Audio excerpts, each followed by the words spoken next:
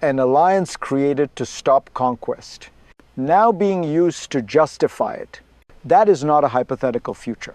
That is today, when the President of the United States says America needs Greenland, he is not making a suggestion. He is making a claim, not through negotiation, not through consent, but through necessity. Greenland is not enemy territory. Denmark is not a rival.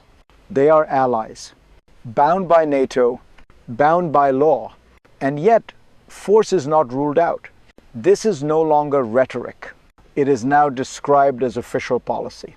Pause there, because when security becomes a permission slip, sovereignty becomes optional, borders become flexible, and power becomes the final argument. If this moment feels unsettling, it should, because Greenland is not the real story. The real story is what happens when rules stop restraining power and start serving it. To understand what is truly at stake, we need to look beneath the surface. We need to slow this moment down and define what is actually being debated. This is not a fight over land. It is a fight over authority. Who gets to decide the future of a territory? Its people, its legal sovereign, or the most powerful ally in the room? Greenland is a semi-autonomous region. Its people govern their internal affairs. Denmark handles defense and foreign policy. This arrangement is rooted in law and protected by NATO's core logic. That logic is simple. Allies do not threaten allies. Security is collective, force is defensive, but the moment a state claims it needs another territory for security, the logic bends. Security becomes subjective. Urgency replaces consent. The US argument reframes the issue, not as annexation, but as protection, not as coercion, but as necessity. And that framing matters because once accepted, it changes the rules for everyone. To understand why this logic is resurfacing now, we need to step back into history and into the cycles that shape power. To understand this moment, we have to rewind, not years, centuries. In 1823, the United States declared something radical for its time. The Western Hemisphere would be America's sphere of influence. Outside powers were warned to stay out. This became known as the Monroe Doctrine. At first, it was defensive, a young nation protecting itself. Over time, it evolved. Influence became entitlement. Protection became control. Fast forward to the 21st century. The language has changed. The logic has not. Security now replaces ideology. Threat replaces invasion. And geography becomes destiny. The Arctic is no longer distant or frozen in time. It is strategic. It is navigable. It is rich in minerals, essential to modern technology. Greenland sits at the center of this shift, quiet, sparse, but critical. As global power competition intensifies, old doctrines resurface in modern form, not announced as conquest, but as inevitability. History moves in cycles, and when power feels anxious, it reaches outward. That anxiety sets the stage for the first real rupture, and it did not begin in Greenland. The rupture came suddenly, and far from the Arctic, in Venezuela, US forces moved fast. Elite units entered the country. Their mission was clear: seize the president, extract him, put him on trial in New York. This was not a covert rumor. It was acknowledged and defended. After the operation, President Trump went further. He said the United States would run Venezuela for an unspecified period of time. No referendum, no international mandate, just power applied. For many allies, this changed everything because it shattered an assumption. That force was reserved for enemies. That regime change was history. That sovereignty still had red lines. The message was subtle, but unmistakable. If a state is deemed unstable, threatening, or strategically useful, intervention becomes justified, not debated, declared. This is why Venezuela matters here. Not because of Latin America, but because it created precedent. And precedents travel. If this logic can apply there, it can apply elsewhere, including places once thought untouchable. If this connection worries you, you're not alone. It worried European leaders too, because after Venezuela, Greenland no longer felt theoretical. It felt next. To understand why this logic is so dangerous, we need to expose the mechanism behind it. What we are seeing is not chaos. It is a system at work. The mechanism is simple, and that is what makes it dangerous. First, redefine security, not as collective defense, but as unilateral necessity. Then collapse the distinction between protection and possession, between ally and asset. In this logic, power is proof, strength becomes legitimacy, and consent becomes inefficient. The argument is always the same. We are not taking, we are securing, we are not violating sovereignty. We are preventing future threats. Once this frame is accepted, law becomes optional. Alliances become conditional. Institutions become tools. NATO, in this vision, is no longer a shield. It is leverage. The stronger the member, the wider the discretion. And smaller allies feel it immediately. They are protected until they are useful. This is how systems erode, not through collapse, but through reinterpretation. Rules are not broken. They are repurposed, and when that happens, resistance becomes illegitimate by definition. This is why European leaders reacted so quickly. They were not defending Greenland alone. They were defending the idea that allies still have limits. Because once those limits disappear, the next crisis does not announce itself. It arrives and it escalates. The second crisis did not begin with troops. It began with words, maps, posts, statements made casually, almost playfully. A map of Greenland appeared online, painted in American colors, one word attached, soon. Then came confirmation, not from a fringe voice, but from the center of power. It was called the formal position of the US government. Greenland, they said, should be part of the United States.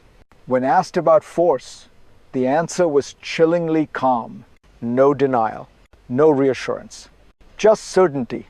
Nobody is going to fight the US. This is how escalation works now, not with mobilization, but with normalization. Each statement lowers the threshold. Each silence widens the gap.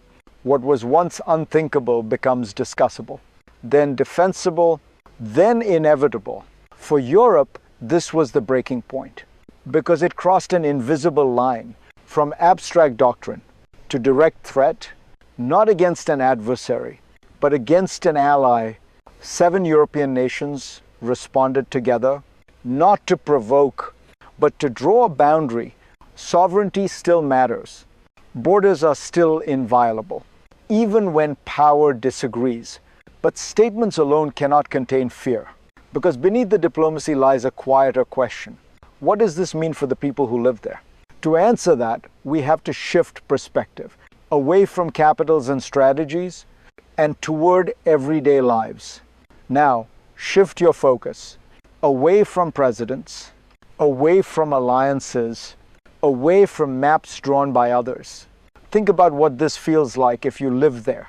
If you are one of 57,000 people on a vast island, if your home is quiet, remote, cold, but deeply yours, imagine hearing the leader of the world's most powerful country laugh. Joke, talk about your land as something to be claimed, not asked for, not negotiated, claimed. If you are Inuit, if your language calls this place Kala Lit Nunat, the land of the Greenlandic people, this is not abstract geopolitics. It is personal. It is terrifying. You start asking questions no citizen of an allied nation should have to ask. Will our leaders be targeted? Will protection arrive with soldiers? Will consent matter at all? This is what power discussions erase. The human cost of being discussed rather than consulted. If this story unsettles, you do not scroll past it. Pay attention, share it, because when people become strategic assets, their voices are always the first thing lost. And once that happens, no alliance can guarantee safety. To see why this fear extends far beyond Greenland, we need to widen the lens. This is no longer a regional concern. It is a global signal. When a superpower openly questions the borders of an ally, every capital takes note. Not just in Europe, but across the world. Because if sovereignty becomes negotiable among friends, it is meaningless among rivals. For smaller states, the lesson is immediate. Security guarantees are conditional. Treaties depend on usefulness. Law bends to leverage. In Asia, this logic is watched carefully. In Africa, in Latin America, where borders were often drawn by history, not choice, the precedent is not Greenland itself. It is the principle that power can redefine rules mid-game and call it stability. This accelerates a dangerous shift from cooperation to hedging, from trust to deterrence, from institutions to arms. Allies begin to plan for abandonment. Neutral states begin to arm. Rivals begin to test limits. This is how global order weakens, not with a single collapse, but with 1,000 recalculations. Every country quietly asks the same question. If it can happen to them, why not us? And when that question spreads, the world becomes colder, more suspicious, more fragmented.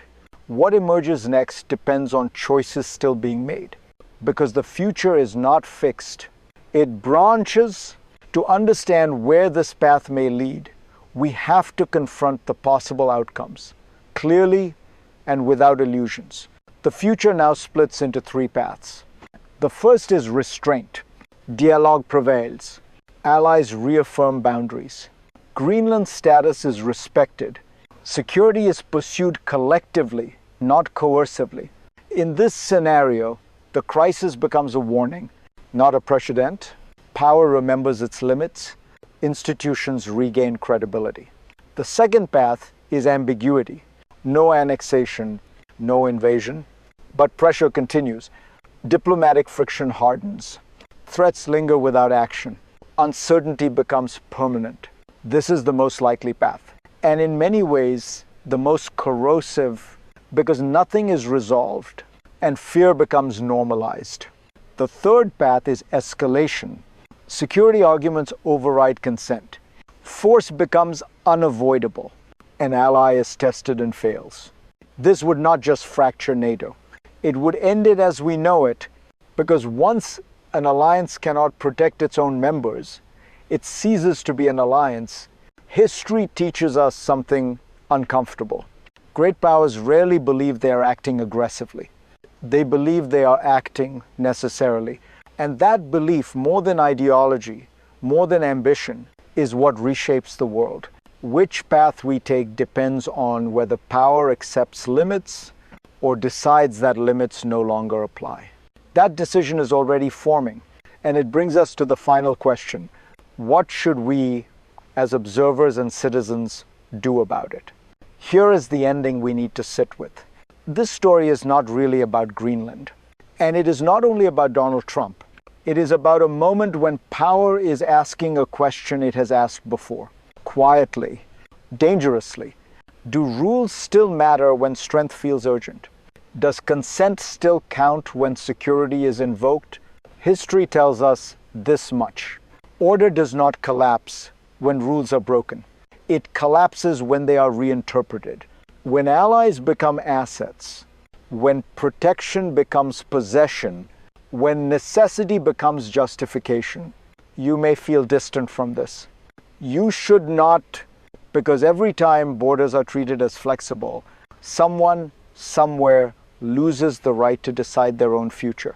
The world you live in tomorrow is being negotiated today. Not in votes, not in treaties, but in what we accept as reasonable. So do not look away. Question the language of inevitability. Challenge the idea that power deserves exemption. And remember this, the most dangerous phrase in global politics is not "we want," it is "we need."